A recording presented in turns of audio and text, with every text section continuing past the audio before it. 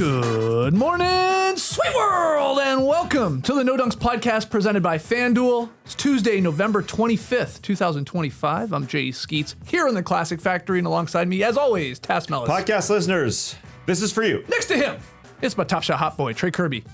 Ayo. Ayo. And over yonder, making the magic happen, super producer JD. Hello. There he is. Here we are. Why are you shooting your finger guns today? It's break week here in Atlanta. Kids are off school. Okay. Morning routines thrown asunder. I feel like that tweet where it's like, I'm just going to look at some box scores and argue with people who watch the game.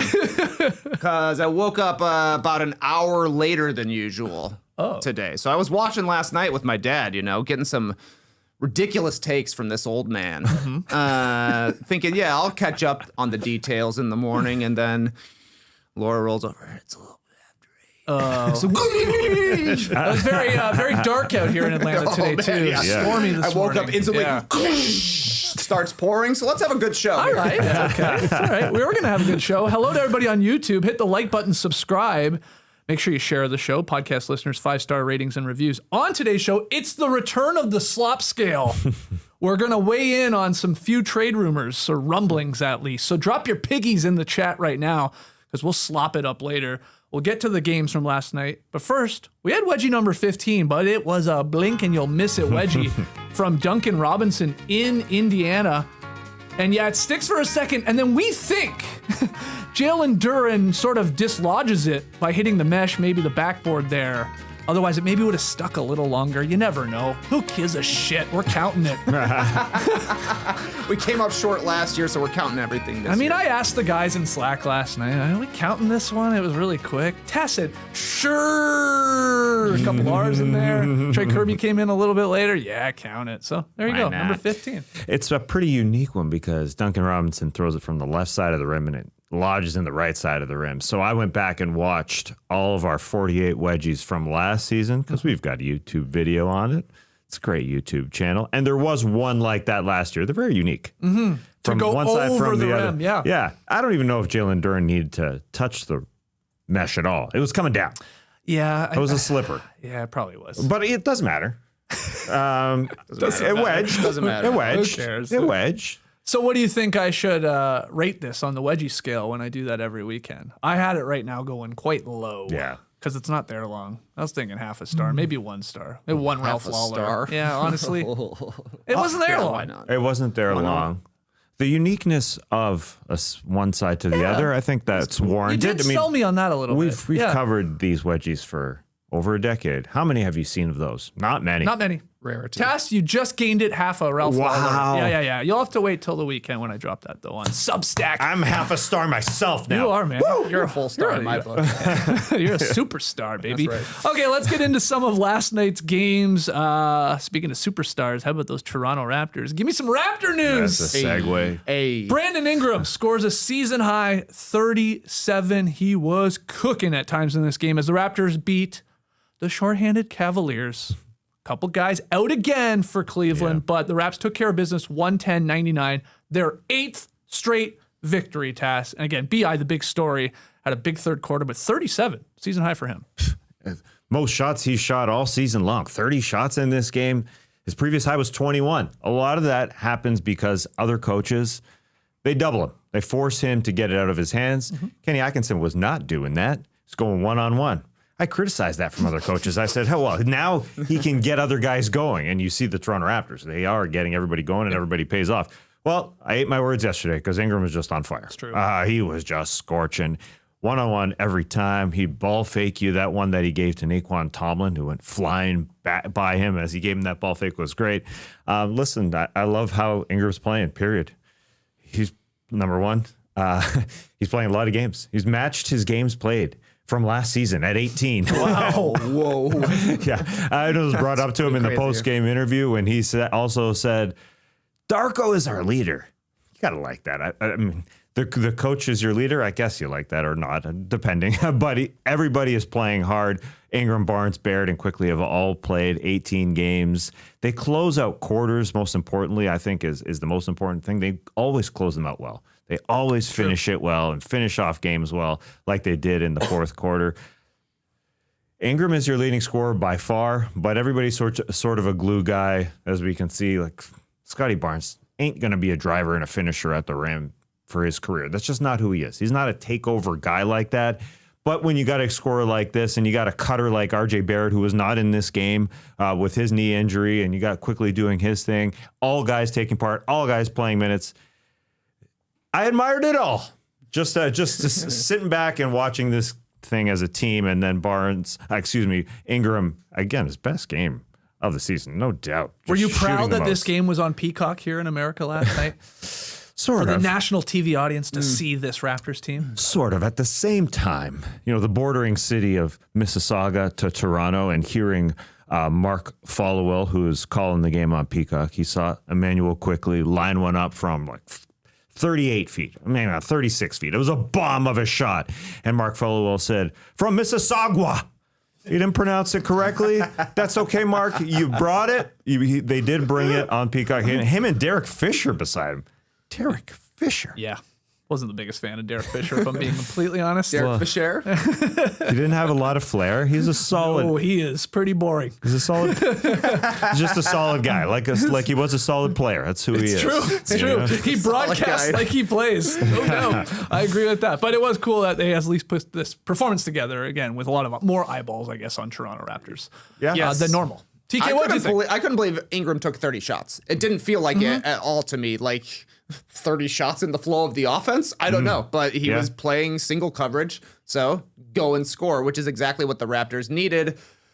Ingram, at the very least, he's an all-star talent. Maybe he'll be an all-star this year. He is 100% American as far as I can tell. We shall see. He looks like an all-star so far, but he's established the hierarchy in Toronto. He's the number one guy. He's the number one scorer when it comes down to it. In a late shot clock situation, he's the guy to go and get a basket. So that slots everybody else down a little bit lower in the pecking order, which is what the Raptors needed. It allows Scotty Barnes to be a transition player and to attack when he has an advantage. It allows Quickly to play against a lesser defender, right? And when Pirtle's out there, he can go score. It just ups their talent level and gives them somebody who can get a basket. I thought that sidestep three towards the end of the third quarter, that was a beauty. Couldn't believe he got his feet behind the line on that one from the corner. So I was critical of the Ingram acquisition, especially when he didn't play at all last year. He feels like they got him in free agency over the summer, but really they just extended him after doing the trade last year. But he's been exactly what the Raptors needed. It's weird, though, that they've already finished their season series with the Cavs. How's that possible? I know, 3 games, 3 wins for the Raps. 3 games, 3 Cleveland wins. was missing always guys. Unfortunately, we haven't seen like 2 fully squad teams go against each other here, and we won't until, I guess, potentially the playoffs, because they're done. It's not even December, and they're done their season series. Yeah, from that Cavs side, Evan Mobley just wasn't awesome in this game. I don't know where the bounce is in his dribble package. He just doesn't seem super confident. 3-point shot was available. That one where Barnes was on him, Barnes had to go cover him. And there was time to let it go. He still put it on the floor, and that's when Barnes doing his thing. Incredible steal because he's so good at that. Evan Mobley just hasn't lived up to that this season. He just hasn't been peak Evan Mobley. And it's odd, I think, because Darius Garland hasn't played so much of the game, so many of the games. You can just rely on Evan Mobley more, right? So that step that we've all wondered, we've all demanded it, said that was how they were going to take their next step in the postseason has not happened. You need to see Evan Mobley grow, and it has not grown. A few other notes, going back to Scotty Barnes. Can't take my eyes off him when he's on the defensive end of the floor right now. He is everywhere on the defensive end. He's digging in on drives. He's sliding back. He's protecting the rim. You guys already talked about how disruptive he is with those long arms, and then that gets him in transition. He's on his way to being, I think, at least on one of the all-defensive teams, probably first team all-defense right now. Trey, you were even throwing out the idea, where is he in the Defensive Player of the Year conversation with Noah Wembanyama right now being short on games? And there's some other names on that list, but I think he's on the short list for sure. He was great. Jamal Shed, this guy's fantastic. Like, once again, multiple times he like just blew by Cavaliers players after they had breakdowns defensively, sort of scrambling. He just like, all right, I'll just take it right to the front of the rim. And I love how quickly he gets off the ball as a point guard. Like he just does not hold it. It's like not even leading immediately to an assist for him. It's just like the play that leads to then the assist. Like it's the hockey assist, I guess.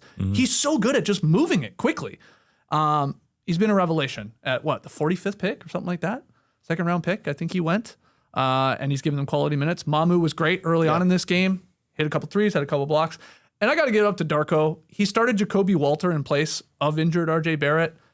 He was one of the main reasons, along with Shed as the game went on, in containing Donovan Mitchell. Now again, Cleveland missing guy, so you can put a lot of focus on Donovan Mitchell. Bad game though, 17 points. And it was Walter, it was Shed a lot of times, and then the rest of the help defense in making it a rough night for him. Both teams were on back-to-back, so it's not like one team had that excuse more than the other. They were just great. And Darko, man, he is just pushing all the right buttons. He's got this team organized. He said he's the leader. He comes into the locker room going nuts. I was concerned early on. I didn't know what their defensive game plan was through those first 5 games, and he's turned it around, and he's obviously not going anywhere because he's been an elite coach here with this winning streak. Brandon Ingram basically said, he's the reason why I'm good right now. Yeah. And he's had an effect on Ingram. Ingram was a guy playing with the Pelicans who would get the ball, dribble, finally get into a shot. He's playing a lot quicker now. And like you're saying, the Raptors are a pretty deep team. Their bench is a lot of the reason I think that they win these games because they can play 5 guys who actually know what they're doing. Shed picks up the tempo, moves the ball. Mamu stretches the floor so they're playing 5 out, gives guys a lot of space to score inside. Give them a combination 6th man of the year, maybe 6th and 7th man of the year, because they come in together and they look great. Yeah, the depth is ridiculous. It was Scotty Barnes in that preseason interview. It was with Kayla Gray when he was talking about the musicals that he likes. He loves Hamilton. He's seen it like 5 times. But he talked about how deep they are, that they're literally like 13, 14, 15 deep. It is 100% true. Right now, they are super deep. You mentioned Jacoby Walter starting. He was guarding...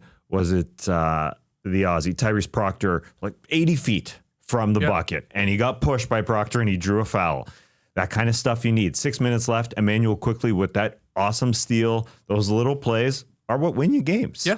And this was a close game, right? Yeah. And the Raptors have been turning these super close contests into 10 or 11 point victories in the final minutes because they sort of ramp it up there. And maybe that's the depth of the squad. There's a little more fresh legs in some of these guys because they can rotate so many guys in. You're right. Yeah. And it's all those little things that add up to these wins. Yeah. And the pressure that this has taken off of Scotty Barnes, he went from all-star to last year to everybody expecting, is he going to take that next step? And he's never going to be that number 1 offensive guy. I don't think, where you can just drive in, but now he doesn't have the pressure and he can just operate in the fast break and do what he does really, really well. Post moves, he does that really, really well. And so he's just using that advantage. And yeah, the hierarchy works scoring wise. Brandon Ingram just buying into the passes, not having to shoot every single game or every single possession. Again, he's not to go from 21 to 30 in terms of his highest field goal attempts just shows he's willing to be a team guy. He's playing that role extremely well, and it trickles down to everybody. Let's keep it moving. Let's go to the Miami Heat. They got Tyler Herro back. Scored 24 in his season debut. They took care of business. It was pretty close there over the Dallas Mavericks, 106-102. Thought there was some sloppy play on both ends down the stretch, but Herro did hit a big shot. TK, let's start with you on Herro. How he looked to you and them getting the win. Herro did hit the biggest shot of the night after a kind of disaster class performance from PJ Washington in the last minute of this. The Chevy Trax was broken down at the side of the road. Call CAA, It was CAA. Not CAA, yeah. Well, call them too for different reasons. But when you said that, I'm like, I'm buying it. I'm buying State Farm? is it called that in Canada? Yeah, okay. All right, CAA. Yeah. Wow, they're going to have to come a long way down to Miami. I call my Canadian auto insurance. Come on, fix my car. What the hell do they call it here then? What do we call it in Georgia? AAA? AAA. Yeah. Sure. ARP. That's the American Association for Retired. Yeah, the old people. Yeah, help the old people. My guess is that whatever AAA stands for, you swap out the first A and it turns into CAA. That's probably it. Yeah. I'm not going to look it up. I would rather just have a feeling that that's what it is. And I was feeling like Tyler Herro. There we go. Didn't distract from what the Miami Heat have been doing. He was playing fast, which I think is kind of the key for the Heat. They get the ball moving, they get the ball up the court, they score as fast as they possibly can. Herro was doing that, went 12 of 18 from the field, felt like all 12 of his shots were floaters. I don't know, they weren't all floaters, but it felt like they were. He's also just another good scorer with the ball in his hand. Like we talked about yesterday, the Heat are just weaponizing one-on-ones, keep the ball moving, let whoever has an advantage attack. And Herro was able to do that for Miami last night. I did think the ball stuck in his hand a little bit sometimes. He's a guy who likes to get into his bag and do some cool crossovers and get to a pull-up jumper. That happened a little bit with Herro, but not so much that it distracted from the way the Heat want to be playing and how they have been playing so far this season. So I thought a great performance from him for his first game back. He looked like he was totally in the flow with Miami. And then Khalil Ware, this guy has been straight up hooping in the last 3 games for Miami. 28 points, 18 boards, 3 monster blocks last night. Also hit 3 threes.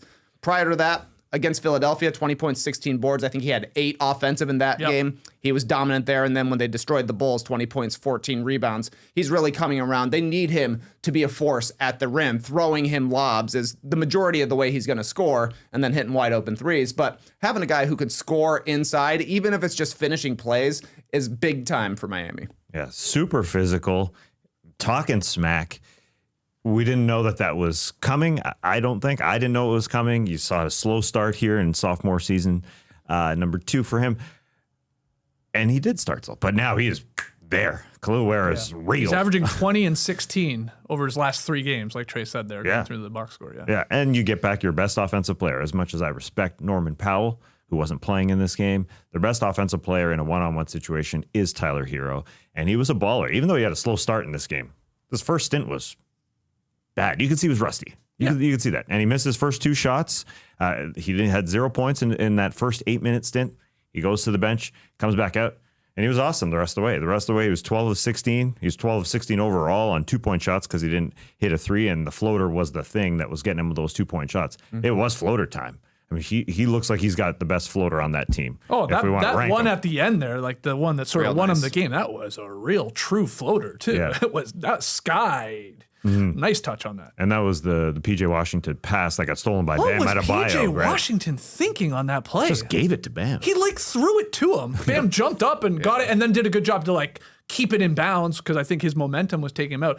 Yeah, I guess P.J. Washington saw, I think it was Nembhard in the corner and just forgot that there was another Mavericks player and Bam between him and the corner. He was in robot mode. He was like, here is the play. I must pass it to the corner and Nembhard. Cooper Flagg was wide open up top. Yeah. So, brutal play by P.J. Washington. He also missed the 3 from the corner with 28 seconds left. Pretty much a wide open look. I would have actually liked to see Klay Thompson take the shot. He catches it on the wing.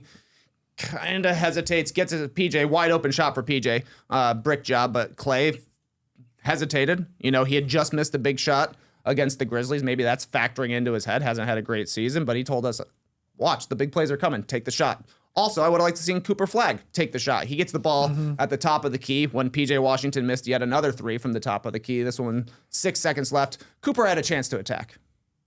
Nobody's going to be upset if you miss the shot. No. Go do it. He's a guy that likes to make the right play. He's been playing really well for the past couple of weeks here. I would like to see him go a little hero ball mode.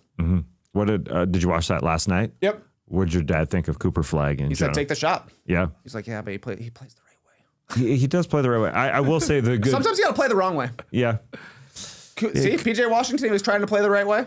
Didn't work. Cooper Flagg trying to play the right way. Didn't work. Sometimes you got to take it upon yourself. Yeah. Be a man out there. Be a man. Don't be a robot. Be a man out there. He's still a boy. That's the thing. He's still a boy. A sweaty, sweaty boy. Well, yeah, take the undershirt off, man. Jesus. It's too hot. Go on. Anything else about this game? Well, I just will say, Tyler Herro was playing D in this game. He's the guy who usually gets played off on the floor defensively. He was out there working. He was even top blocking at times. He was doing some stuff out there. So I will say that about him. They win a game because of him. They shot from 3-point line. They shot 19%. They couldn't hit a three. Right. So Tyler Herro comes back and gets it all done.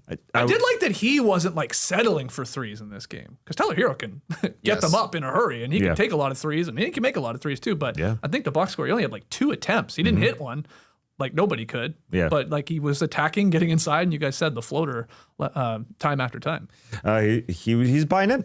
It seems like he's buying into whatever Spoelstra wants. I think he's going to adapt, and it seems like he bought in. I will say Cooper Flagg also, he sticks with the game. You can see him play really well in fourth quarters, even if he doesn't have it going. So that's a great sign for a rook. Yeah, it's true. He just keeps it going and hits shots. It was a crazy fourth quarter, crazy second half, I think, for Jason Kidd, who said, here comes Ryan Nembhard. Ryan Nembhard didn't play in the first half. He comes out, takes all of D'Angelo Russell's minutes in the second half, even Brandon Williams' minutes. They got some wild stuff happening in Dallas. We'll get to trade talk a little bit later, but what a strange team happening there in Dallas. Yesterday, I think it was yesterday's show, I was wondering, Norman Powell, how great he's played. Looks like he could be making his first All-Star game. Didn't play last night, but I was wondering where he ranks, or where would he rank among the oldest first-time All-Stars in NBA history. I looked it up. It's a fun list. In 2015, Hawks guard Kyle Korver was named by NBA Commissioner Adam Silver to replace injured Eastern Conference All-Star reserve Dwayne Wade. Korver was 33 years and 11 months old. So Korver, at the time, became the 4th oldest first-time All-Star in NBA history, behind Knicks Nat Sweetwater Clifton. He was 34 years old in 1957. We're going way back. Then 2 fun names. Timberwolves Sam Cassell, 34 years old and 2 months in 2004.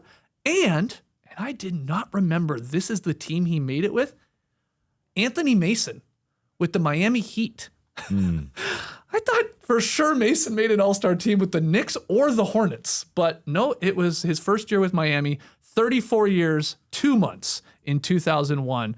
The only other one older than would be Norman Powell, who's like 32 and a half, King center Vlade Divac. He had just turned 33 before his first All-Star game in February 2001. So he had a couple old guys that year making their first All-Star game. So Norm will be the 6th oldest if he makes it, guys, because Mark Eaton and Antonio Davis were 32 as well, but Norm's a bit older, or will be a bit older if he makes Mark it. Eaton made an all-star team? Yeah. Ridiculous. I would love to see the highlights. Mark Eaton going through his legs. In an All-Star game. Antonio Davis, he was doing much else. Yeah, let's see those screens. I'll never forget go. Joakim Noah in the All-Star game, like setting screens and playing defense. That's why we don't invite these guys. Yeah, now it's like, don't worry about Mark position. Eaton in the All-Star game. Throw it up! I wonder how many blocks he had in the All-Star game. That was his Set thing. the record. All right, let's keep it going. Pistons win their 13th straight. They tie their franchise record. They beat the Pacers 122. 117. Detroit matched the winning streak from 1990 and 2004 NBA championship teams, and they improved to 15-2. Pretty stunning turnaround for a franchise that started the 23-24 season, which is 2 seasons ago, 3-36. And they finished with 14 seasons that year. And to put it another way, shout out to Ziller for this, the Pistons could lose their next 65 games straight and finish with a better record than they did 2 years ago. Wow. Great math. That's pretty cool. That's crazy, man. They're 15-2. They won 14 total games 2 years ago. But any thoughts on the game or on the Pistons? Well, you mentioned the last time they had a great long winning streak. Speaks to these old jerseys that they were wearing last night. They had the teal going on, and I think against the old school Pacers jersey on that old school court, they look great. Great matchup. It looked unusual, but I thought it looked cool. Yeah. Took you a second to realize the Pacers were playing the Pistons. I think. Okay. Because the Pistons have that. They call it charcoal. It ain't black. Their jersey with the of course. Yeah, of course. I mean, it ain't midnight black, I guess. It's true. Motown charcoal, I'm sure it's called. They always do that. I like them. I do like I don't them. mind. And I like the Pacers too with the court. Yeah, I think it's they fun. all look great. Listen, the Pacers are starting to click. I know it's all Pistons stock here. I mean, that was a good game. Wait a second, they're 2-15. Yeah, I know. They're starting to click. They did win. They did win this month. But they're starting to play. That was a good loss. Jarris Walker, 5-3, splash. TJ McConnell finally looking like himself, saying Colin Gillespie is the new me. Shut up. I'm playing basketball here. Pascal looking like himself. Anyways, it's all about the Pistons right now. They look awesome. Obviously, Cade doing his thing. Ausar Thompson, I thought, looked good in so many little flashes in Both this Thompson game. twins looking good last night. Yeah, so they got it done. Not much more to talk about, I would say. Yeah, but Cade had 24 points, 11 boards, 6 assists, and he hit that, I guess, what do you call it? Like a little jump hook there in the final minute. Yeah, with the shot clock winding down, and that held off Indiana's late rally. Because you're right, it was close, but that was team's alive. Big bucket. Durant did his thing. alive. That guy's an all-star, 17 and 12 for him. Karis LeVert with 19 points last night for Detroit. And Jaden Ivey, limited minutes once again, but contributed once again, TK. Yeah, I thought the Cade hook was pretty cool because the Pistons were maybe going to blow this one. You know, they took their foot off the gas. Carpon. But they needed a bucket, and Cade just was like, I'm bigger than everybody out there. There's not really a matchup for Cade on the Pacers side of things when it came down to it. So he got down into the post, shot a hook shot. I remember in his like pre-draft stuff that he's like, I learned how to shoot the hook shot in 8th grade. I used to be a post player. You never hear that for a guy who's a ball handler. Yeah. It's always post player used to be the point guard on his team. Complete flip, but 4 baskets in the restricted area for Cade on this one. Also drew 10 free throw attempts, went 8 of 10 at the line. You love to see it. You love to see him using his physicality and his size as a gigantic guard out there. So I thought that was pretty smooth from him. And I also loved the last play that the Pistons ran when they're just trying to run out the clock. First of all, they had Karis LeVert hiding by their bench. Yeah. Jarris Walker was like, I don't know who to guard. Where is this guy? And then they're like, wait, you got to step out from the bench a little bit. So Karis LeVert steps out from the bench. Jarris Walker gets there. They blow the whistle, inbounds the ball, and LeVert just sprints right past him. Like, we put a slow guy on a fast guy. What are you supposed to do? Car pun again. Smart stuff. It's like literally just working with the matchups of, okay, so you have a defender, a big guy defender in Jarris Walker who can move. Like he's not a slow guy, but he's not guard fast. So LeVert just literally ran past him. Yeah. That was smart. I want to get your opinion on a Michael Redd tweet that he shared the other day. No, I saw it going around again. I think he shared it almost a week ago, but he said on Twitter, on X, Michael Redd, the great Michael Redd, Cade Cunningham reminds me a lot of Brandon Roy. I was like, let me chew on that. Let me think about that. Any opinions on similarities between the two? Brandon Roy at his peak is obviously what Michael Redd is talking about. In the Blazers days, didn't have a long career, unfortunately, because of injuries, but, seasons 1 through 5 compared to where Cade is right now, 1 through 4 and a bit, and in his 5th season. You see them? Thanks, both bigger Michael guys. Yeah. Big bodied. Yeah. Never go too fast. Always play at their own speed, get to their spots. Cade's got more of a dribble game than Brandon Roy, I would say. Brandon Roy was awesome. But I think Cade's got a little bit more shake, a little bit more jiggle. I agree. I think Cade is also bad. I mean, Brandon Roy was awesome. He was. And I think Cade is like well on his way to being better and maybe is already there. I see some similarities. The way they play. Hey, look, man. Michael Redd, when he tweets, I read. I like his insight. At least it got people talking it through, which I thought was fun. Yeah.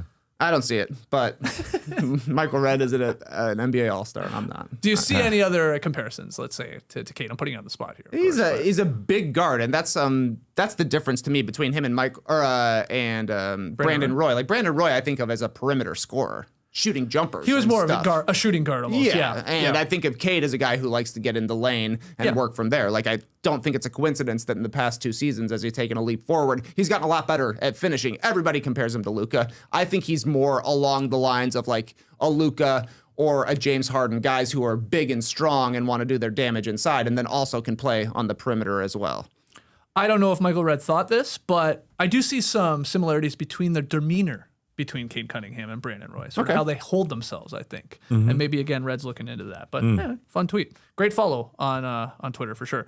Final game really of note here. We already talked about Ausar Thompson there with Detroit, or he got slipped in. But Amen Thompson, 28 points for Houston last night. They rolled past the Suns 114-92, despite missing Kevin Durant, who is missing the next 2 games. He's now missed 1 because of family matters. Hopefully everything's okay with him and his fam. But thoughts on the Rocks? Rocks are obviously doing what they need to do. They won the fast break battle, 18-4 in this game. I thought that was super important, just getting buckets whenever they needed to get them.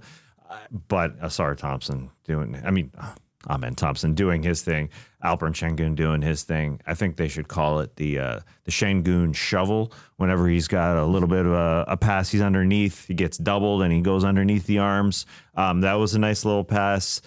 So no Kevin Durant out there. They also don't. They don't have Fred VanVleet, Tariq out.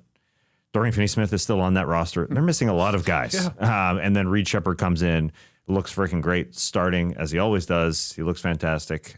He's just figuring things out. And then Aaron Holiday comes in off the bench with 6 threes. There's no fights with Dylan Brooks. I mean, this team just gets it all together. We got close. Yeah. We did get close. I thought he was getting the flagrant in it was like his third foul at the end of the half, right? He knocked over Steven Adams. Steven Adams. And that's when I was like, okay, so this isn't actually going to happen. There's no way Dylan Brooks is strong enough to knock over Steven Adams. That was a flop. Adams gets up laughing. There's the great moment with Udoka. Yeah. Pushes him. Yeah. I actually love the way you play, man. Yeah, exactly. I love how much I hate you. That's how much Dylan Brooks grew after Memphis. Even the Rockets can't fight him. They still had friends with him there. So, yeah, that was it showed the depth of this Rockets team, which is surprising considering all of their injuries, considering the kids. Reed Sheppard's the only kid at point guard. Aaron Holiday, I guess, is an old man. But yeah, those guys that have never been a number 1 and number 2, they have not. So, yeah, they're finding it all. And this was one of the games that delivered one of Steve Kirby, your dad's crazy takes. Oh, my goodness. Last night. Can you share that with the crowd? We're watching. We're talking about how Reed Sheppard's playing really well. He's saying my takes back to me. He's like, they figured out how to use Reed Sheppard. I was like, yeah, I know. He must be listening to No Dunks, and he is. Monday, Tuesday, Thursday. He doesn't listen Wednesday or Friday? You don't listen to the drop? I don't think so. I don't know. That's on our shows. He doesn't like rapid fire. I'm kidding. Anyways, he goes, you know who Reed Sheppard reminds me of? I'm thinking he's going to say Mark Price for sure. Kyle Macy. I was like, who? What? A literal who? So I had to look him up on Basketball Reference. Drafted in 1979. He's got a black and white photo on Basketball Reference. His nickname is Vitalis. I was like, this is the oldest person anyone's ever been compared to. Kyle Macy. But he played in the 80s. He played in the 80s. I don't know why they don't have an updated why photo does it look of him. like it's 1957, like he's playing with Sweetwater Clifton. Yeah, exactly. But he's got a little bit of a Reed Sheppard look to him. He does. Right? It's the look. Yeah, but a lot of random Suns were coming up. Walter Davis. I was telling him how Devin Booker had just passed Walter Davis on the all-time scoring list. And then we started talking about Alvin Adams. Oh, yeah? Okay. Another guy you don't think Alvin Adams looks like he does. I couldn't believe there was a guy named Kyle who was born in the 1950s. I thought that name started coming around in the 1980s. Kyle Macy. But Reed Sheppard, he's the new Kyle Macy out there. And Aaron Holiday, dude's on a roll right now. 22 points last night, 6 threes, like you said. He's been in double digits in 4 of his last 5 games. I remember in the game against the Cavaliers, he had a massive fourth quarter. I think he had 14 in the fourth quarter. He's up to 48% from 3 this season. As long as one of Reed and Aaron Holiday shoots well off the bench, they've got enough perimeter play, at least right now, with the way Şengün is able to create. Only 5 assists, I think, last night for Şengün, but he's up to 7 assists per game this season, doing the Şengün shuffle. Career high in assists, career high in assist rate. He draws a double team almost every time he catches the ball inside, and then the Rockets are playing unselfishly enough that they move the ball as soon as they get the ball out of his hands. The fast break was the difference, I really thought, in this one, and that's why Amen Thompson went nuts, just running the court. Looked like the best athlete out there, as he usually does. He had 2 or 3 incredible plays again last night. He had that double clutch dunk on the baseline. I think he got compared to Dominique Wilkins with that one, how he put it down. And then that beautiful, acrobatic sort of Jordan-like is the best way to describe it, sort of up and under the defense as he flipped it up and scooped it up off the glass. Also pretty, that one in transition. Guy is just next level athlete on a floor full of athletes. It's so weird. We've said it a million times at this point, but good win here. And he's under control at all times. He never rushes himself like a young Brandon Roy or Cade Cunningham or Luka Doncic. I mean, he's got a post move. Ball fake, ball fake, ball fake, ball fake, ball fake. He's got that in his game. He's got it all. So Rockets win. Other results from last night, JD, I think you've got the board here. Just show it to everybody on YouTube at least. I'll read them out quickly for everybody. Knicks beat the Nets. They own them. 12th straight victory over Brooklyn. Jamal Murray, Peyton Watson helped the Nuggets hold off a late push by the Grizzlies. Jeremy Grant, 35 points to lead the Blazers over the slumping Bucks. Uh-oh, no Giannis. That's a problem. Zion scored 29. Pelicans ended a 9-game skid against Trey Kirby's Chicago Bulls. Vooch was right. Stop clowning around, you kids. Steph Curry scored 31. He looked great as the Warriors ran away from the Jazz. And then the Kings took advantage of the Wolves' second straight collapse with the 117-112 overtime victory. Who wants to get a start on any of these that you want to point out? Yeah.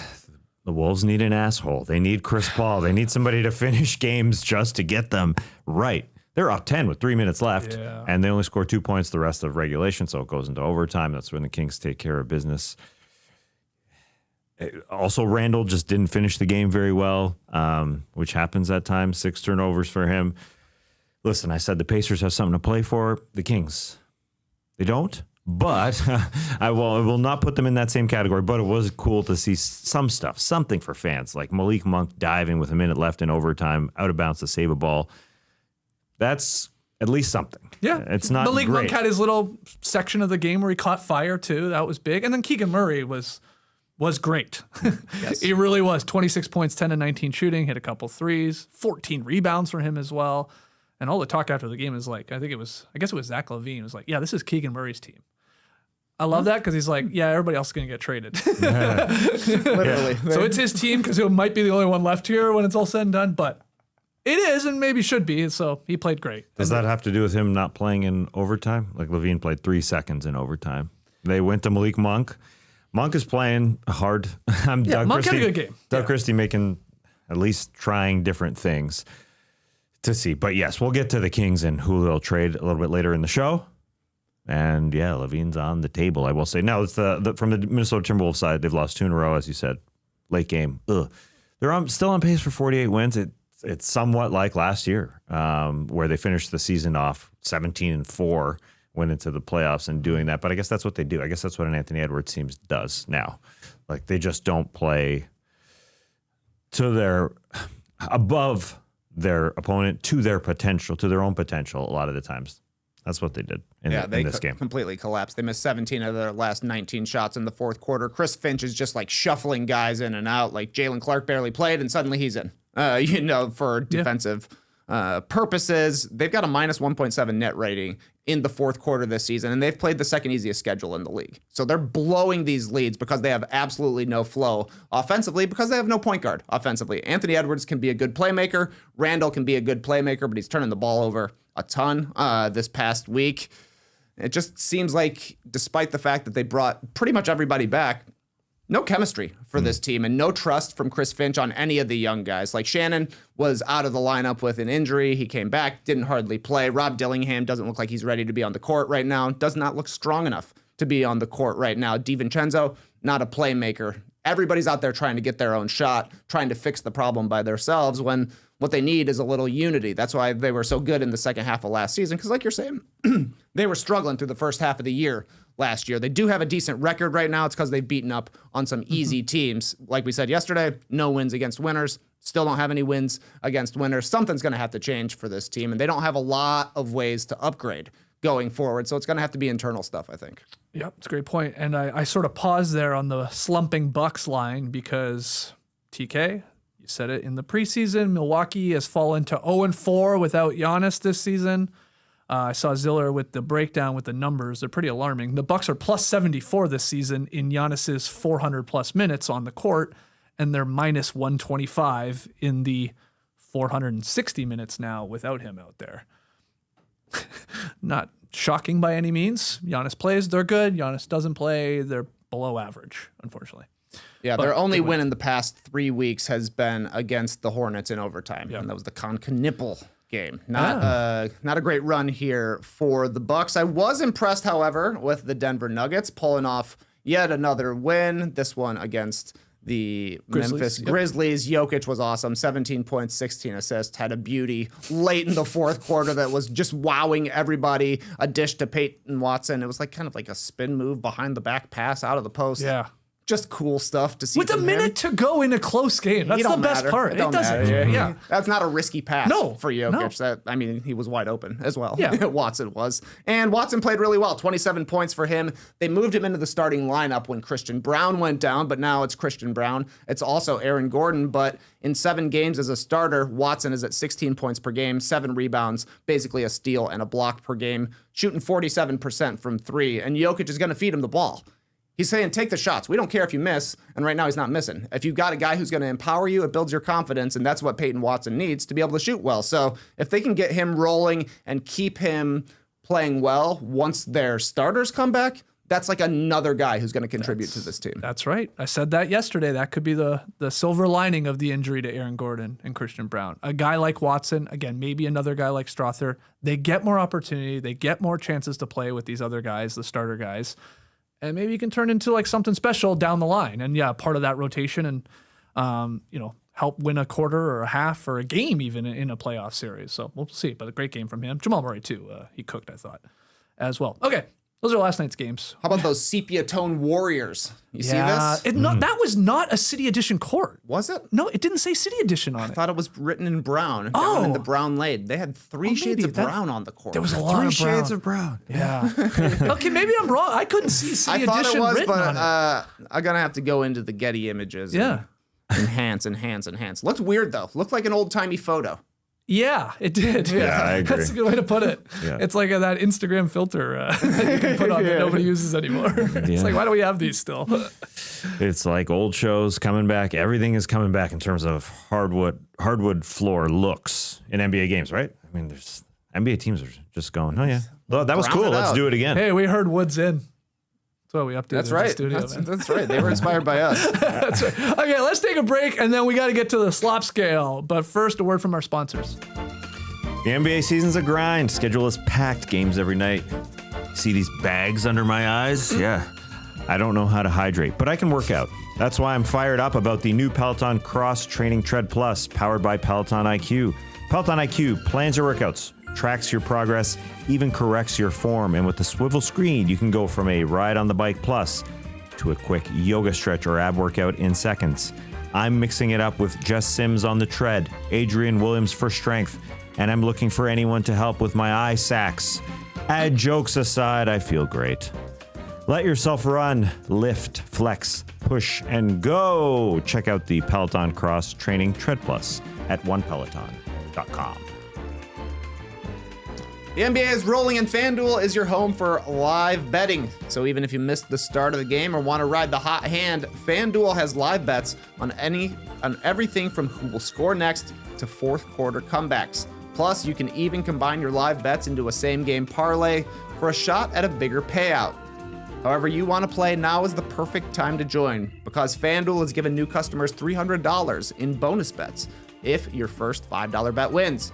So just visit FanDuel.com to sign up today. Play your game with FanDuel, official sports betting partner of the NBA. Okay, if you haven't, hit the like button. Make sure you subscribed on YouTube. And please, 5-star ratings and reviews. Do it for the Thanksgiving week. We're thankful for you. You be thankful, especially for JD's hard work here. The NBA trade deadline isn't until February 5th, but with a month of the season in the books, teams are starting to assess maybe what moves they want to make. So let's open up the barn doors, JD. Time to feed the piggies. Yeah.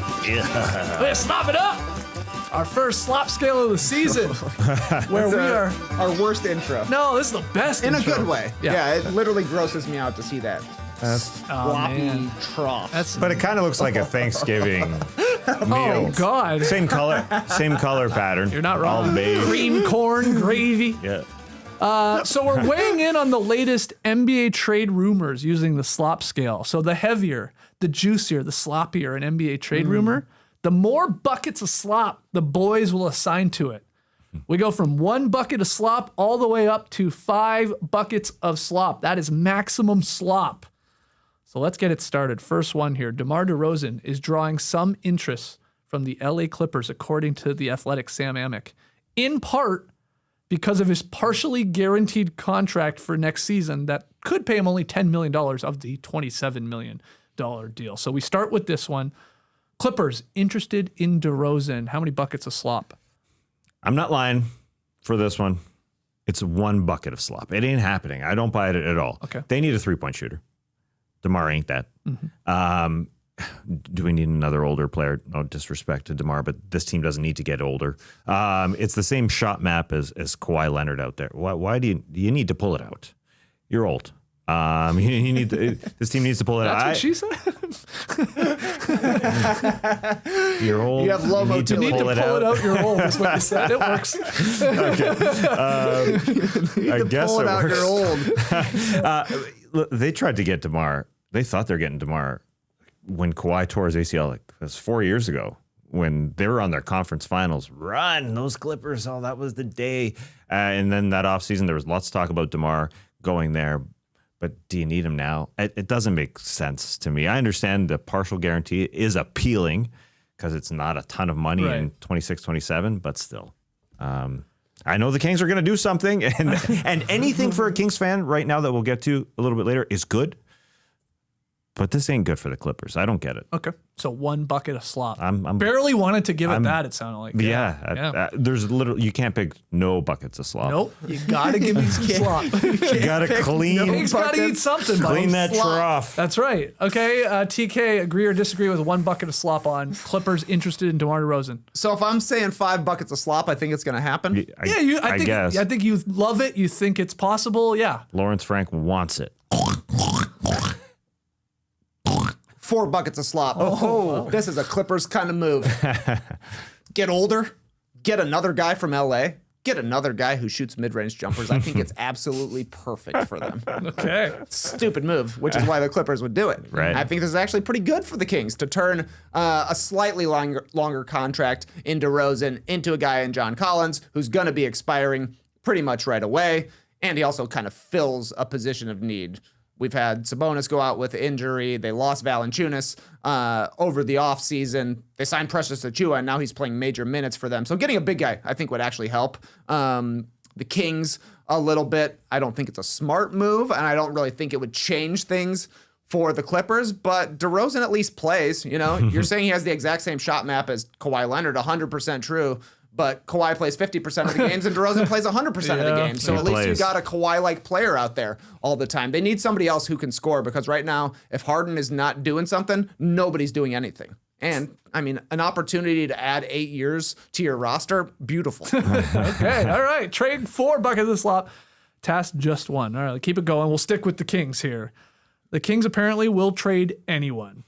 Basically here, a new report from Jake Fisher in the Statline says that the Kings are willing to part ways with any and all players other than Keegan Murray and rookie Nique Clifford. Fisher added that it's unlikely Zach LaVine, DeMar DeRozan, and Sabonis bring back much to Sacramento in terms of a trade. Yes. Sounds like it could be John Collins. But the idea from Fisher, Kings open to trading every player except Keegan Murray and Nique Clifford. How many buckets of slop? TK, we'll start with you. We'll trade everybody except for the people that you might want. Right. So give me 3 buckets of slop. I think the Kings are going to make a move. Yeah. Disappointing season, high payroll, and they have veterans in LaVine, DeRozan, and maybe Sabonis, who you can at least talk yourself into a team that thinks they're a contender who's had a disappointing season, you know, like, I don't know, the Clippers, for instance, could be interested, right? Like, I don't know, if Paul George goes down with another injury, maybe a team like the Sixers can talk themselves in to a DeRozan or something along those lines. LaVine puts up efficient numbers. It's unbelievable. Like, he shoots great percentages. He scores a ton. He gets to the rim. He shoots threes, and it never adds up to anything. I know. But every team can convince themselves. And then when you trade for him, you're like, let's go. This guy's a highlight factory. Well, it's funny you said that because Fisher wrote, quote, I've heard multiple teams say that a LaVine market could indeed take shape if he were willing to bypass his $48.9 million player option for the 26-27 season and replace it with a longer-term deal at a lower annual salary, end quote. That's Fisher on LaVine specifically, tasks, sort of speaking to what Trey just said. He is good. He is good. But maybe now at this point with that contract, you'd like it for a longer term deal on much less money. Yeah. It feels like Zach LaVine's going to play for several more years in this league. if you can get it at a better rate, it's understandable if he's going to fill in. Obviously, he can score. There's no doubt. Depending on the roster makeup, he could play a role. So, yes, I think he's available. I think everybody is available for the Sacramento Kings. They need something for the fans to get a little excited. There hasn't been any sort of effort. I know it's not a pig town. It's more of a cow town. But fill the troughs, 5 troughs, 5 buckets for that trough. Scoop that trough. Do anything for this fan base, whether it's Levine or DeRozan. I think Domantas Sabonis could be traded. I agree. Yeah, I think you know what you're getting from your vets. You know who they are. You know their peak. And it's probably time. I don't know if Scott Perry is willing to do it. There just is no fight on this team. And so it makes sense that they want to keep Keegan Murray, Nique Clifford. Probably keep Keon Ellis, who's super duper cheap. Fisher says more than half the league is called about Keon Ellis. That's understandable. And that he might have the highest trade value of all these guys. You know, a big part of that obviously makes a lot less money than those other guys, but that he could maybe land them like a first round pick because teams look at Keon Ellis as like a piece that sort of puts you over the edge. Top? I guess. What am I trying to say? Sure. The edge of the top. Yeah. I wonder how much is coming back for Keon Ellis because he makes $2 million. Oh, yeah. You got to figure out the money wise. Pick. That's why it would have to be a pick because they're not going to get a player back for that low of a contract. Unless the Sacramento Kings say, hey, you got to take one of our vets. You want Keon? You got to take one of our vets. And then the money starts getting worked up. Speaking about the money, Dennis Schroeder was 3 for $45 that he signed this year, right? Yeah. He kind of made up for when he didn't sign that Lakers contract way back when, 4 for $84. He said, no, I'm not taking it because I'm going to get more. And he didn't. And now he got paid. So now he's overpaid. Yeah, this is his contract, man. This is his last contract. Good for him. But that team, stinky. GM Scott Perry does not plan to pursue Trae Young, LaMelo Ball, or Ja Morant because, quote, none of those lead guards is known for the sort of defensive toughness that the Kings' new regime has made it clear wants to be a priority. So whether you believe that or not, you can maybe take the Kings out of any running for those potential 3 names.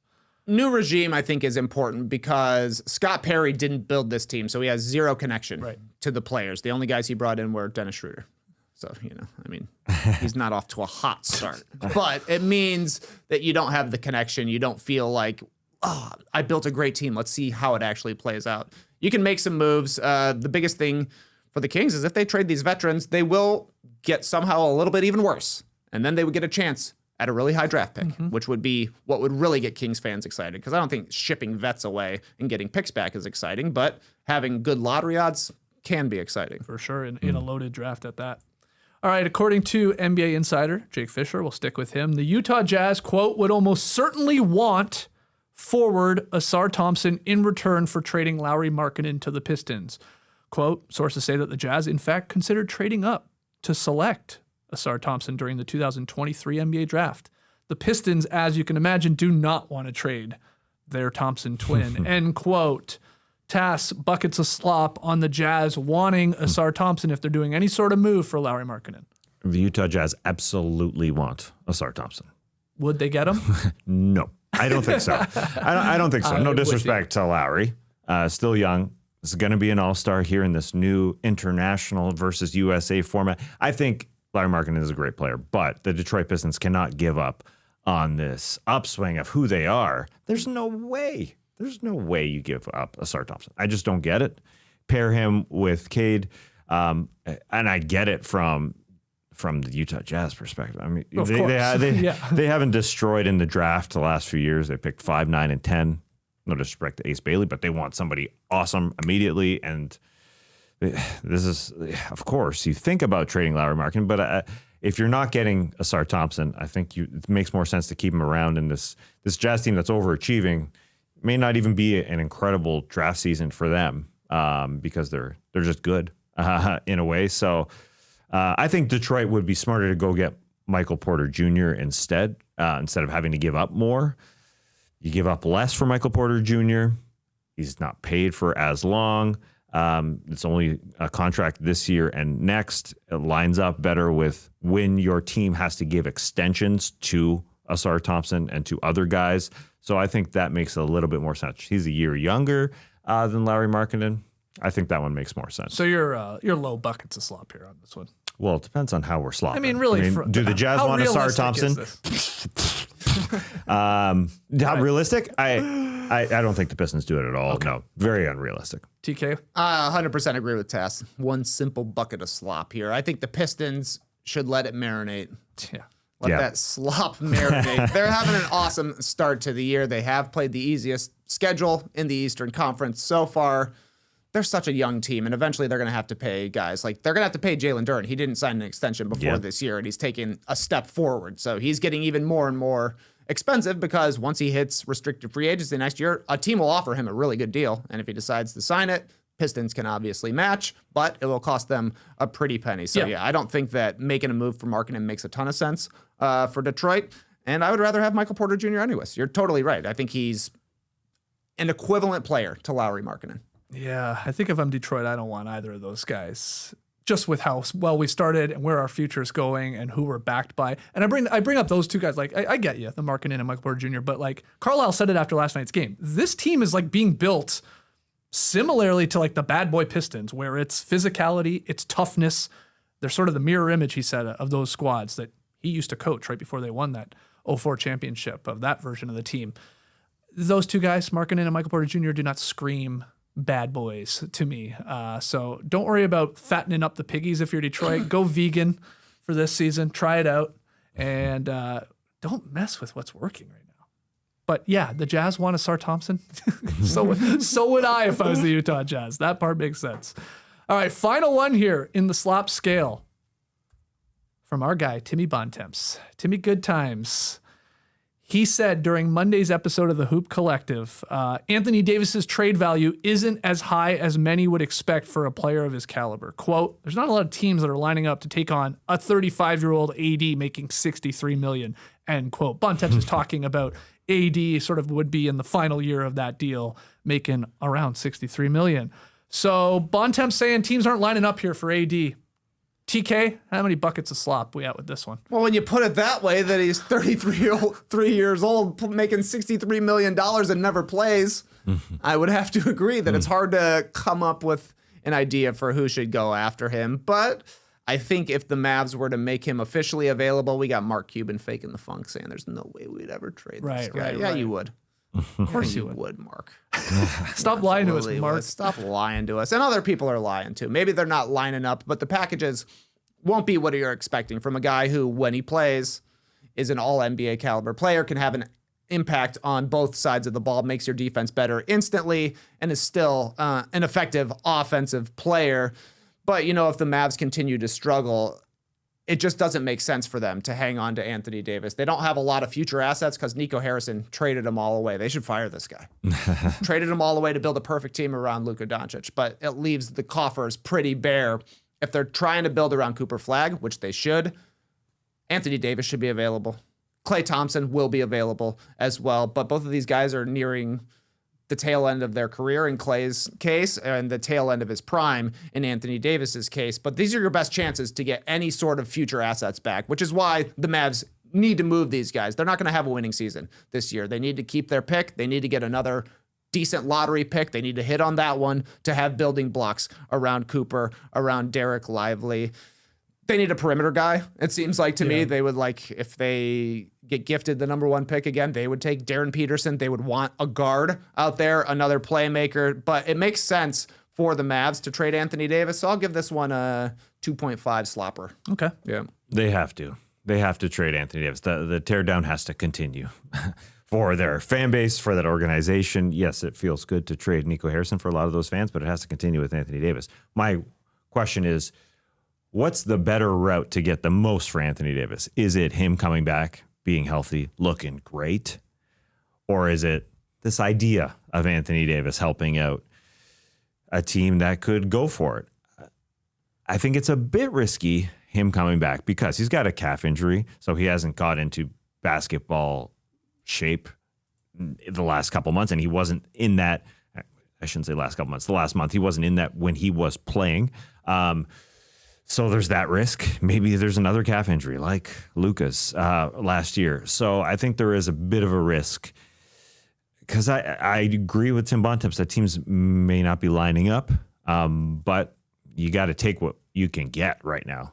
If you're Mark Cuban, who's now jumping on in with Michael Finley and Ricciardi, you got to get something for Anthony Davis. It surely makes the most sense for this team. But it's tough because you got to have a lot of money coming back to make any sort of deal work here. He makes $54 million right this year, let alone the player option that we're talking about or Bontemps is talking about a couple of years from now, which I'm going to guess he's going to pick up unless suddenly he gets healthy again here and plays himself into one big final, payday. But that's the tough part. It's like, trying to just put together enough salary to get back for any sort of deal.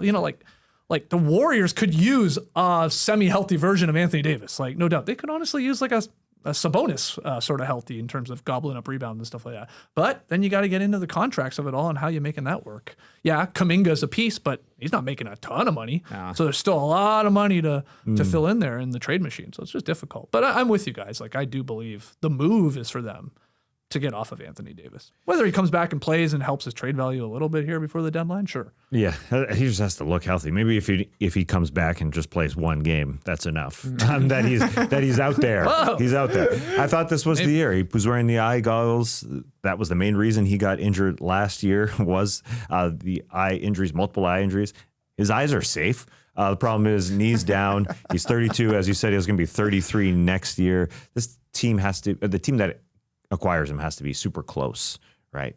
They have to think, whoa, one piece. We're one piece away, and it could be Anthony Davis. Or competing, Yeah, because that's happened soon with Anthony Davis. You don't know how many more years you have with Anthony Davis. No disrespect to him, but he is getting older, and we're seeing, again, with the calf injuries that are happening around and Anthony Davis getting them, it might be a 3-team deal where that money goes around to get involved, a 3rd-team deal. So the Mavs don't have to take as much back in terms of long-term money, but Cube's got to think about it. He's got to think about this. As much as Cube's listening to Cuban's interviews saying we got to do something for the fans here. We got to do more for the fans. Yeah, go get some wins. Yeah, that usually works.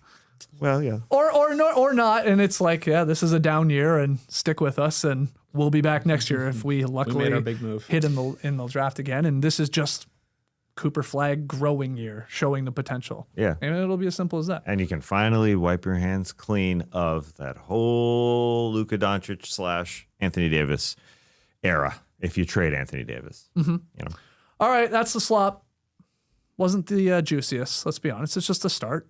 We're getting going. There'll be more. Got 20 days until the official start. Till December 15th. Right. Right. Slop season. Yeah, you're right. You gave me a stink eye when I said that Michael Porter Jr. was an equivalent player to Lauri Markkanen. Yeah, listen, you're right. Good eye. I'm a Lauri fan. Who do I want in a playoff series? The guy that's got a title or the guy that's never played in the playoffs? Come on, Colin Gillespie's got a freaking title too, man. Everybody gets Michael Porter Jr. played in the finals. He was good in the playoffs for the Nuggets. So did Jordan Poole. I mean, there's lots of guys. Lauri's, I think he's underrated in terms of how much he can help. It's a good equivalent, but who do you think's averaging more assists per game this year? Michael Porter Jr. never swing the rock, or Lauri Markkanen? I guess it's Michael Porter Jr. Absolutely, it is. Yeah, because Will Hardy has got that ball moving to Lauri Markkanen. He knows what Lauri Markkanen's role is. What's happening with the Brooklyn Nets is give him the ball and watch him do things. Oh, he's fine. What's happening with the Jazz? They're winning games. He's scoring freaking 50. They're 5-12. Yeah. What are the Brooklyn Nets? 3-14? Yeah, exactly. It's basically the same. Come on, the Jazz. That's the same guy. That's what I'm saying. They're equivalent players. Who averages more rebounds? The 7-footer or Michael Porter Jr.? Which do you think? Michael Porter Jr. Yeah, that's exactly right. Look, about the Pistons, I'm not touching either of these guys, look, man. I'm just telling you, crap. Markkanen is the Western Conference Michael Porter Jr. Put him on the Nets or put him on the Jazz. He's going to score 25 a game. Okay. Yeah, I believe in Lauri's bod going and fighting and driving in don't harder. make me bring up the games played in the past few years. Believe in his bod. Well, I think he's going to drive. I just mean he's going to drive Michael Porter Jr. We know where he's shooting from. We know where he's shooting from. Lauri Markkanen will at least put it on the floor. Who's taking more and threes use this year? that drive. I don't care. Yeah, that's Markkanen. Michael Porter Jr. is good. He's underrated. I'm sorry, he is. Wow. And he's played in the playoffs a lot. Okay, he's played with Nikola Jokic. Yeah. Of course, Lauri Markkanen would play in the playoffs if he played with Nikola Jokic. That's a part of it. Yeah, I'm just saying I've seen it in the playoffs with Michael Porter Jr. We have. Can I see it? I love this. I did not expect a Lauri Markkanen versus Michael Porter Jr. debate here on No Dunks. Lauri Markkanen You give a guy an opportunity, they're going to score 25 points per game. Remember Mikal Bridges? He scored 25 a game when he got to touch the ball all the time. Markkanen gets to touch the ball all the time and he gets 28 a game. Michael Porter Jr. gets the ball all the time and gets 25 a game. Yeah. They're both good players. Yeah. Anyways, that's why I said Detroit should try. Team agrees with you. 88% think that Markkanen is better. I think Michael Porter He's Jr. not on podcasts. That's the major thing with Lauri That's a Markkanen. benefit. Yeah, exactly right. Well, I will say, listen, I said Detroit. Curious Lauri doesn't have the same ring as Curious Mark. Okay, that's good. Yeah, Curious Mike. The good thing about him is he's trying to rein it in. He was asked to talk less about things, and he is doing that. He was basically told, hey, stop talking about some of these dumbass things, man. Hey, absolutely. All right, love it. That's the slop. Don't worry, the slop will get juicier as the season goes on here. Let's go to Woodley. Slop will get juicier. Woodley, line of the night. Karl Anthony Towns, a guy we've barely talked about this year. Honestly, great game last night. Game high 37 points. Led the Knicks over the crosstown rival Brooklyn Nets. Towns shot 14 of 20 from the floor, 3 of 4 from deep, perfect at the line, 6 of 6. Game high 12 boards, 3 dimes, steal, 2 blocks. Bonus points, only committed 1 turnover in 33 minutes played. Yeah, we haven't talked a lot. We haven't talked a lot about the New York Knicks or the Boston Celtics. We just haven't. No. Yeah. And the Celtics, and you wrote about this in the power rankings on Substack I saw today. That one makes sense. It's like we've talked about this team for so long. No Tatum out of the equation. Just like we've been talking about other teams. So they've sort of just like, and they've been decent. Like Jaylen Brown's having an unbelievable year. Like he really is. But the Knicks are like a level below that. Haven't talked about them much because we're like, we know what they are. We know they're good. And we'll see you come April and May. Who says no? Karl Anthony Towns for Anthony Davis. Because they're like two guys who are actually pretty similar on the salary scale. I think the Knicks say no. They do too. I agree. They're calling CAA. Yeah, I think they say no. Yeah. But a big part of that is just AD. You can't trust him. And why are you going to trust him getting older to even play anymore is the problem. All right, that's boy. Way to go, Cat. Catmandu. He did it. He did it. Pick 'em tonight, Tass. There's only 3 games on. NBA Cup action. These are big games. Let's go to Los Angeles, where the Lakers are hosting the Clippers, and they are a 6.5-point favorite. Ooh! So, Trey and I both believe in the Lakers covering 7 points or more, while Skeets, you're taking the Clippers to lose by 6 or less, or obviously win. Why are you taking the Clippers? Oh, this is the Clippers NBA championship. Tonight. Cup, man. You got to win this. Whoever wins this is looking pretty good to move to the knockout stage. So I'll say the Clippers keep it close. James Harden's on a heater right now. So maybe he puts on a show. Look, he scored 55, then he had a slow game after that. That's true. But I hate the Clippers, so this is not great for me. But why are you taking the Lakers, Trey? I think they're a lot better. You're right. They are. There ain't no question. Their 3 best players would be by far the 3 best players on the Clippers. That was the main thing for me. I think they're very good. The concern to me is like, okay, I'll take the Clippers because I got a lot of points to play with, right? Like, yes, could be obviously a Lakers 4 or 5 point win. That's realistic. But then you add that cup element in. That means the Lakers they're not going to take their foot off the gas at the end because point differential matters. Though they will be in the driver's seat, picking up this victory. If they do, they'd go to 3-0. Clippers would fall to 2-1 in the cup play. But hey, come on, old guys, For the cup. come on for the cup. This is the 7th game of the Clippers road trip. This game is considered a road trip because it's in LA. I always consider the first game home after a long road trip to be a bit of a dud. Yep. It's happened to teams. Yep. And so I think this is kind of like their first game home. Well, they're not even playing in the same arena anymore. Yeah. Yeah. They don't even have that. Yeah, if there's traffic, come on. It's a long commute. Come on, Clips, keep it close. I want to end this month in style. I like this record right now, 11-5. Trey 9-7. Test, adding some W's here over the last little bit. Had the Raps once again. You may have gone 0-3 with the Raps Cavs after losing last night, but we'll see what happens tonight. Okay. couple cup games, only 3 on, but don't you worry, we'll be here tomorrow to talk about those games. And it'll be our final show of the week because of Thanksgiving here in the States. So we'll have some Thanksgiving NBA fun tomorrow. Start thinking about the biggest NBA turkey this year. Start thinking about which player's cranberry sauce. Which player's green beans. Start thinking about what the hell that even means. Which player is green beans? So we'll have some fun on We tomorrow's had to show. ask around, what's the most underrated Thanksgiving dish? We decided green beans. I think it's a good pick. Yeah, Still remains. You asked on Substack, what were some answers? I forget. Oh, okay. Let me check. Any other options for you? Most underrated Thanksgiving dish besides green beans? I'm sticking with stuffing. I know dressing for some in America, stuffing for some outside of America. I know. That's It's like, widely that's like a had. key player to me. Yeah, It's not even Thanksgiving. But that's without because that. you rate it. That's because you rate it highly. I think a lot of people just don't. They're just not having Yeah, enough. maybe. Yeah, I think that's a part of it. Okay. Yeah, and they call it dressing, which is a lot of time it's in the turkey. That's Stuffed. stuffing, right? Yeah. Yeah, What do they call it here? More? dressing. Oh, yeah. I mean, it depends. I go back and Depends. forth. I if, always thought. if it's in the bird, it's stuffing. If it's out, it's dressing. I mean, I love both. Yeah, exactly. A lot of people are saying stuffing dressing is the most underrated. Oh, that's underrated. See, I thought it was Yeah, I perfectly thought it was rated. yeah, I think it's on the Mount Rushmore. So do I. Potato salad. Interesting. Oh, no. A cold potato on Thanksgiving. No. Hey, maybe it's underrated. I don't know. No, it's not. I'm telling Our you. guy Lawrence says the green veggie side dishes. You need that fiber to assist in a Yeah. comfortable exit. He gets it. Comfortable exit. He gets it. All right, well. Shrimp cocktail. What are you doing? What are you doing, Jared? Green olives. That's Weird. crazy. Okay. As an underrated Thanksgiving dish, green olives? This is stupid. This is stupid. I like this one. Celebrion says, love me some Hawaiian rolls. If you want to count rolls as a whole side dish, you don't think about the rolls. Now that's interesting. Yeah. All right. They're just there. Hawaiian roll that's a good roll. That's a great roll. Great Yeah. roll. You don't have it enough either. That's only a thing. Not only, but doesn't appear in your life very often, right? You're right. Holidays is really when it comes around. And I love that you can just build a fat old plate, a real slop trough of food. Just throw a roll on the top. You don't need to clear space Yeah, for your you're right. roll. Just stack it on top.